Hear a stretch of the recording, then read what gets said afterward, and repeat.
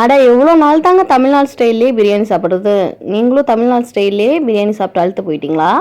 அப்போ உங்களுக்காகவே இதோ கேரளா தலச்சேரி ஸ்டைல் சிக்கன் தம் பிரியாணி. மிஸ் பண்ணிடாதீங்க. உடனே ட்ரை பண்ணி சாப்பிட்டு எப்படி இருக்குன்னு கமெண்ட்டில் சொல்லுங்கள். அதுக்கு தேவையான மசாலா: ஒரு பட்டை, 2 கிராம்பு, 2 ஏலக்காய், 1 ஸ்பூன் ஜீரகம், 1 ஸ்பூன் மிளகு, 1 ஸ்பூன் சோம்பு, 2 வரமிளகா, ஒரு அன்னாச்சி பூ. நான் ஜாதி பத்திரியும் ஜாதிக்காயும் பொடியாக எடுத்திருக்கேன். இதெல்லாம் பேனில் போட்டு நல்லா வதக்கிக்கோங்க. நல்லா வறுத்ததுக்கப்புறம் அதை ஆற விட்டு மிக்சியில் அரைச்சி எடுத்துக்கோங்க. ஒரு பேன் எடுத்துக்கோங்க. அதில் ஒரு 2 டேபிள் ஸ்பூன் நெய் ஊற்றி அதுலேயே ஒரு 10 முந்திரி 10 திராட்சை வறுத்து தனியாக எடுத்து வச்சுக்கோங்க. இப்போ அதுலேயே ஒரு நீல வாக்கில் கட் பண்ண வெங்காயத்தையும் வறுத்து எடுத்துக்கோங்க. தனியாக ஒரு சட்டியில் 1 கப் அரிசிக்கு 1.5 கப் தண்ணி அளவு வச்சு பட்டை, கிராம்பு, ஏலக்காய் போட்டு உப்பு கொஞ்சமாக நெய் கொஞ்சமாக ஆட் பண்ணி தண்ணி கொதிச்சோன்னே அரிசியை போட்டுக்கோங்க. தம் விட்டு எடுத்துக்கோங்க. அதுக்கப்புறம் தனியாக அதே பேனில் 2 நீளமான கட் பண்ண வெங்காயத்தை போட்டுக்கோங்க. நல்லா வதங்கணும். வதங்கினதுக்கப்புறம் கண்ணாடி பதத்துக்கு வந்ததுக்கப்புறம் இஞ்சி, பூண்டு, பச்சை மிளகாய் இதெல்லாம் அரைச்சி 2 டேபிள் ஸ்பூன் ஆட் பண்ணிக்கோங்க. இதில் 1/2 கிலோ சிக்கனுக்கு 1/2 கிலோ அரிசி அந்த கணக்கில் தான் மெஷர்மெண்ட் போட்டிருக்கேன்.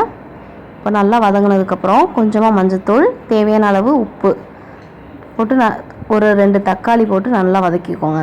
இப்போது நம்ம அரைச்சி வச்ச மசாலையும் அதில் ஆட் பண்ணிக்கோங்க. கொஞ்சமாக தயிர் ஊற்றிக்கோங்க. இப்போ நல்லா அது கிரேவியாக வந்ததுக்கப்புறம் மேலே மல்லி கொஞ்சம் ஒரு கைப்பிடி, அதே மாதிரி புதினா ஒரு கைப்பிடி சேர்த்து நம்ம வதக்கி வச்ச அந்த வெங்காயத்தையும் அதில் ஆட் பண்ணிக்கோங்க. இப்போ சோறு நல்லா வெந்துருச்சு. அதை தனியாக எடுத்து வச்சுக்கோங்க. இப்போ கிரேவி பாருங்கள், இந்த பதத்தில் நல்லா கொதிக்கணும். நல்லா கொதிச்சு மூடி போட்டு நல்லா கொதிக்க வைங்க. இப்போது அதுக்கு மேலேயே ஒவ்வொரு லேயராக சாப்பாடு போட்டுக்கலாம். ஃபஸ்ட்டு கொஞ்சமாக கறி எடுத்து வச்சுக்கோங்க. கிரேவியை ஃபஸ்ட்டு லேயரில் பாதி கறியை போட்டுட்டு கிரேவியோட சோறு கொஞ்சம் மேலமாக பாதி சோத்தை அதுக்கு மேலே போட்டுக்கோங்க.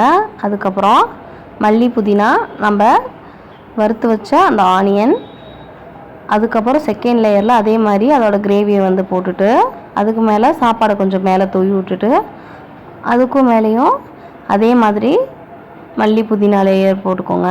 அவ்வளோதான். வறுத்த முந்திரி, திராட்சையும் ஆட் பண்ணிக்கோங்க. இப்போது நம்ம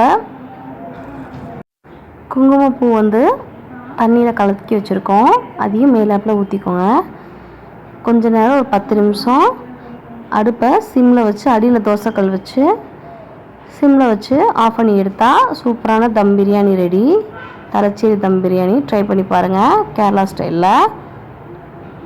என் ஹஸ்பண்ட்க்கும் இந்த பிரியாணி ரொம்ப பிடிச்சிருந்துச்சி. ட்ரை பண்ணி பார்த்துட்டு எப்படி இருக்குன்னு சொல்லுங்கள். தேங்க்யூ.